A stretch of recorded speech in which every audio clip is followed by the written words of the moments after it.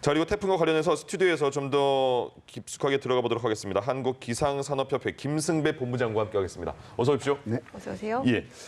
태풍이 일단 지금은 많이 지나갔다고 이렇게 봐도 되는 겁니까? 네, 그 중심이 그러니까 태풍의 반경이 이 태풍이 지금 태풍치고는 미니 태풍이 소형이거든요. 네. 예. 한 120km 정도 되는데 중심이 빠져나갔죠. 그래서 이 울릉도 독도 입장에서는 이제 태풍이 다가오는 입장이 되겠고 우리 내륙 입장에서는 태풍이 멀어지는 입장이 되는데 역시 그래도 태풍의 위력은 남아 있어서 동해안 쪽에 강한 바람 불고 있고 이 태풍 자체가 몰고 온 비구름이라기보다는 지금은 태풍이 백두대간의 그 뜨거운 따뜻한 공기들을 부딪히며 태풍이 만들어낸 그런 어떤 그 구름대로 비가 많이 앞으로 한두 시간 더 올 것 같은데요. 예. 이 태풍이 이렇게 동해상으로 빠져나가게 되면 동풍을 일으키게 되고 그 동풍이 백두대간에 부딪히면서 비가 늘 많이 오는데 가장 전형적인 사례가 2002년도 태풍 루사 때 그러한 동풍 효과로 하루에 870.5mm의 비가 내려서 우리나라 엄청난데요? 최고 기록을 갖고 있거든요. 자, 그런 이 태풍의 진로가 남해안 쪽에서 상륙해서 내륙을 완통해서 계속 동해상으로 가면서 동풍을 계속 만들었기 때문에 이 울진에 50mm의 많은 비가 한 3일 동안 내렸거든요. 태풍 루사 때처럼 그렇게 하루에 870.5mm는 아니지만 역시 이 태풍이 많은 비를 가져왔습니다. 만들어냈습니다. 그럼 태풍이 동해상으로 동쪽으로 방향은 동쪽으로 가는 거잖아요. 네, 그럼 말씀하시는 그렇습니다. 것처럼 태풍이 동쪽으로 가면 반대로 바람은 동풍이 또 부는 그렇죠. 반시계 방향이니까. 태풍이 반시계 방향으로 돌기 때문에 그렇습니다. 네. 알겠습니다. 그런데 지금 10월에 이렇게 서해안을 통해서 들어오는 태풍 굉장히 이례적이라고 들었는데 어떤 부분이 이렇게 10월 중에도 계속해서 태풍을 불러오는 걸까요? 네, 그 아까 말씀했듯이 결국은 북태평양 고기압의 그 세력이거든요. 이 10월 초쯤 되면 통상 북태평양 고기압 세력이 약해져서 일본 남쪽까지 물러나게 되는데 이번 태풍이 오기 전에 상당히 더운 날씨를 보였지 않습니까? 그게 이제 북태평양 고기압 세력과 관련이 되는데 이 북태평양 고기압이라고 하는 벽이 어디에까지 울타리를 쳐주느냐 이런 게 태풍의 진로거든요. 1994년 10월 11일 날 태풍 세스가 이와 유사한 이번 미탁과 유사한 진로로 진행을 했는데 그때 역시도 북태평양 고기압 세력이 이례적으로 강했거든요. 올해 역시도 그러고. 그래서 10월 달에 이렇게 태풍이 우리나라까지 오는 그런 어떤 조건들은 결국은 북태평양 고기압 세력이 얼마나 강하게 버티느냐, 약해졌느냐에 따라서거든요. 이게 만약 약해졌으면 우리나라 오지 못하고 일본 동쪽으로 갈 수밖에 없죠, 태풍이. 그렇기 때문에 지금 이 북태평양 고기압 세력이 아직도 건재하게 지금 버티고 있거든요. 그런 문제가 앞으로의 태풍이 또 올 수 있느냐, 아니면 이게 마지막일 것이냐, 이제 이런 거와도 연관이 되기도 합니다. 그게 예전에 그럼 그게 세력이 많이 북태평양 고기압 세력이 예전과는 많이 그럼 최근에 바뀌었습니까? 네. 그거는 이제 매년 똑같지는 않기 때문에 그런데 올 여름에 그 북태평양 고기압 세력의 어떤 움직임의 특징이라고 한다면 그 확장할 때 그러니까 7월, 8월 장마철에 확장할 때는 확장하지 못하고 그러니까 그때 입장에서는 약했거든요. 그런데 이제 늦여름, 초가을, 가을로 넘어가면서는 약해야 될 때 강하고 이렇기 때문에 그래서 장마가 시작이 됐다고 하는데 서울 경기는 장마 전선이 올라오지 못하고 그다지 그렇게 장마비가 많이 내리지 않았거든요. 그 원인이 이 북태평양 고기압 세력이 확장을 못했기 때문에 그런데 지금 입장에서 이 가을 들어와서 입장에서는 오히려 약해져야 될 때 약해지지 못하고 그런 특징이 올여름 북태평양 고기압 세력의 그 어떤 동향의 특징이라고 말할 수 있겠습니다. 그럼 이게 계속 저희가 그 태풍 장마 얘기하면 북태평양 고기압 얘기가 많이 나오잖아요. 그거에 따라서 장마 전선이 올라가냐 내려가냐. 그러니까 그럼 쉽게 말해서는 북태평양 고기압 세력이 강해지면 우리 쪽으로 더 영향을 미친다 이렇게 생각하면 그렇습니다. 만약 북태평양 고기압 세력이 강해 있을 때 태풍이 발생했으면 우리나라 쪽으로 오지 못하고 저 중국 쪽으로 가게 되죠. 이게 벽이 되니까.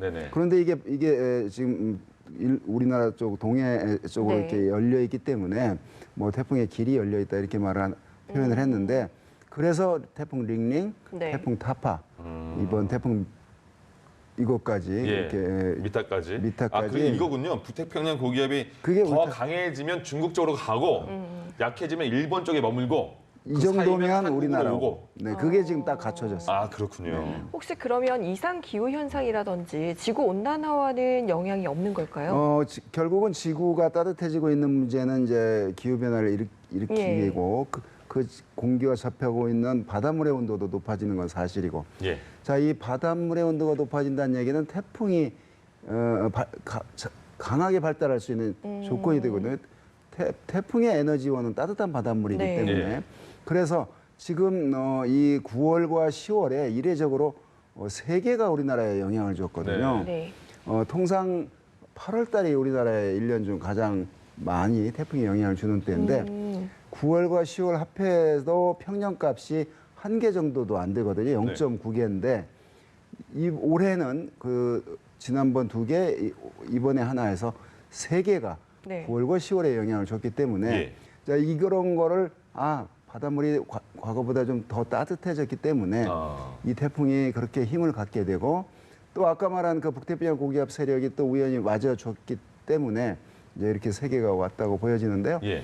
결국은 바닷물의 온도가 과거보다 따뜻해졌다는 얘기는 태풍의 힘이 더 강해질 수 있다는 거고 우리나라에 접근했을 때는 통상 약해져야 되는데 예.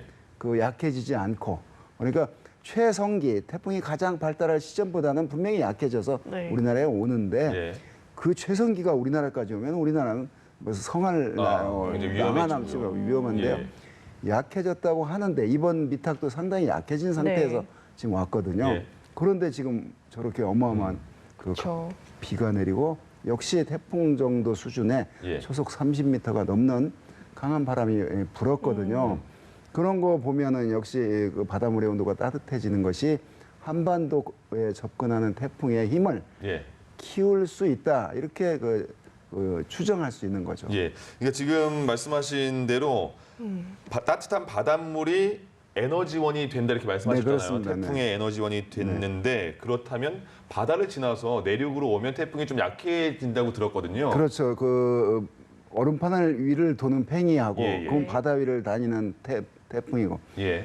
만약에 그 흙 위에 도는 팽이는 잘 안 돌죠. 안 돌죠. 네. 예, 예. 태풍이 딱 그 원리입니다. 그래서 바다 위를 달릴 때와 땅 위에 육지에 올라왔을 때는 이제 약해진데 지금 어제 간밤에 약해진 상태로 지나간 게 이 정도였습니다. 약해지긴 약해졌군요. 그렇죠. 그런데 이 정도의 위력을 위력이라고. 우리가 지금 그 화면으로 보는 그 위력들이 예. 약해진 상태가 저 정도니까 그래서 늘 태풍에 대해서 항상 걱정하고 우려하는 예. 게 그렇기 때문에 그렇습니다. 태풍은 뭐 약해도 태풍이고 강해도 태풍이고 태풍인 거네요. 그죠? 그렇습니다. 이제 예. 태풍이 그러니까 얼마나 더 강한 태풍이냐, 태풍인데 조금 그거보다 약하냐지. 네. 뭐 약해졌다 이렇게 태풍이라는 이름이 붙어 있을 예, 동안은 저런 강한 바람이 불고 있습니다. 어. 지금 분명히 약해졌거든요. 네. 동해상으로 빠지면서도.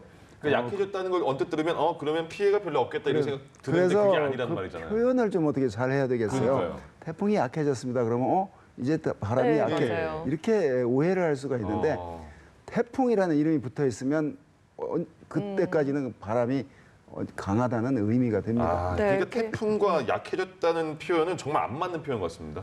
그렇습니다. 그래서 또 태풍이 소멸됐다 이 말도 안 맞는 것 같아요. 그건 왜 그러죠? 소멸됐다는 건 완전히 없어졌다는 예. 얘기인데 네. 태풍의 중심 부근에서 초속 17m 이상이 지금 불고 있거든요. 네. 그래서 지금 아직까지도 미탁이 태풍이라고 하는 건데 16m로 떨어지잖아요. 예. 기준이 17m. 그러면 이제 열대저하부라고 그래요. 태풍이라고 안 그러고.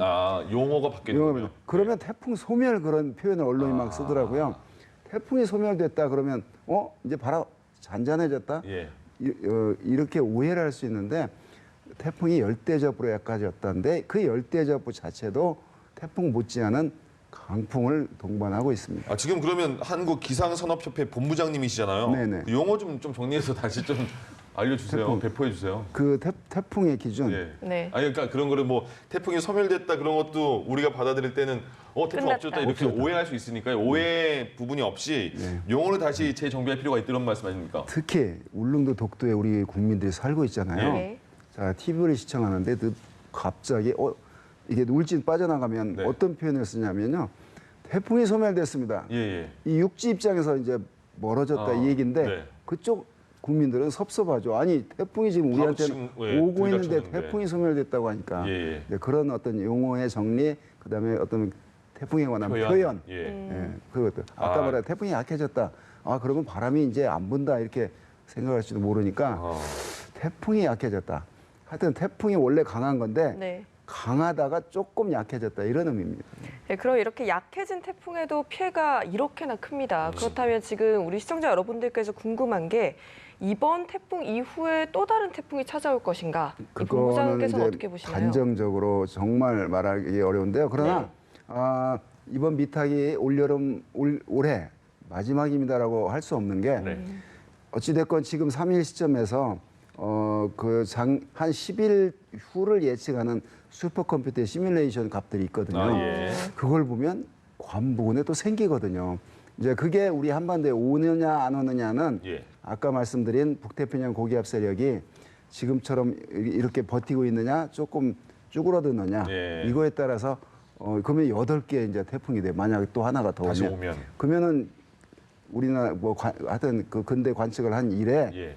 최고 가장 영향을 많이 받는 또 해가 될 텐데 네. 그래서 앞으로 적어도 열흘 동안은 우리나라에 올 것인가 안 올 것인가 태풍 네. 저도 굉장히 관심이 많은데 예. 네. 발생할 가능성은 있습니다. 그런데 올 가능성 이게 이제 두고 봐야죠. 그건 언제쯤 할 수 봐야 있습니까? 한다. 그게 그러니까 발생을 해서 예. 이번 미탁처럼 또 링링처럼 타파처럼 예. 태풍을 발생해서 우리나라 접근할 때까지 계속해서 하루에 2차례씩 계속 정보를 발표하잖아요. 예. 그만큼 계속 이제 분석을 하는 거기 때문에 이 시점에서는 하나 더 옵니다라고는 그렇게 단정적으로 말하기는 어렵지만 예. 가능성은 있다. 그렇게 봅니다. 그럼 이건 어떤 차이입니까? 그 지난번 링링 같은 경우에는 뭐 바람 태풍이다 이런 네, 소리가 그렇죠. 많이 있잖아요. 그러니까 네. 태풍 중에서 비를 많이 몰고 오는 태풍과 바람을 많이 오는 네. 태풍과 어떤 차이가 있는 거죠? 저는 또 그거에 관해서도 굳이 네. 물태풍, 바람태풍 구분하려고 하는 것 자체가 이 태풍을 앞두고 피해를 줄이는데 괜히 혼란스럽게만 지나고 보니까 예.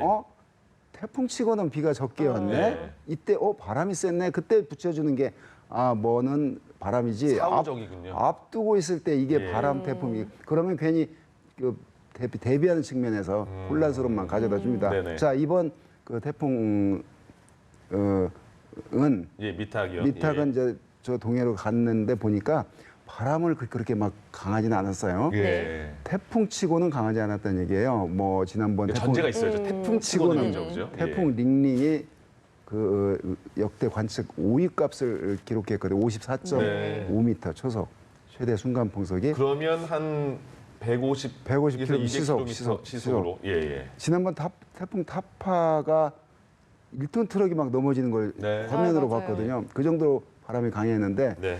이번 그 미탁은 바람도 뭐 바람이었지만 역시 비를 저렇게 많이 만들어냈어요. 예. 울진에 555mm면 아마 분명히 큰 피해가 네, 났을 거. 네. 이제 앞으로 조심해야 될 건 지금 비가 그쪽에 완전히 끝난 건 아니기 때문에 네. 산사태 뭐 이런 거 조심해야 되죠.